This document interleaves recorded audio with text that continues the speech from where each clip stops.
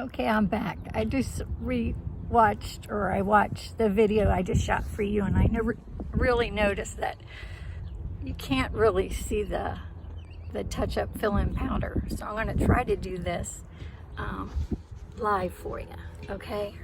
So I'm going to tuck this back and grab the brush that's filled with this powder, blow it off a little bit, and put in that shadow. Okay, I'm just using the camera as my mirror here, but I was kind of disappointed you couldn't see it. It must have worn off when I jiggled the hairline of this wig before I shot the video.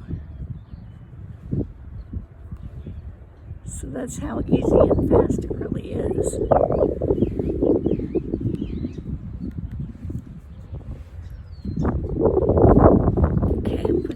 Down, and here's the fill-in powder. Okay, and the little gold brush that comes with it. Let me put this hairline back over that fill-in powder, and that's all there is to it. Okay, and I don't know if I gave you a good enough look at this wig in case you're interested in looking for it. Tressalore, Trina. She's, I think, a great bob because I love the closeness of the neck, that it doesn't rub on this collar, which means that chances are it's going to last longer since it doesn't rub, but it still has the freedom and flow. I don't have any wig grip on today, but freedom and flow of a nice bob cut. Now we'll get directly in the sunshine to show you the color as best I can, okay?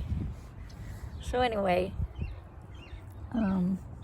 sorry about that one photo when I tried to show you the products and I kind of didn't do very good.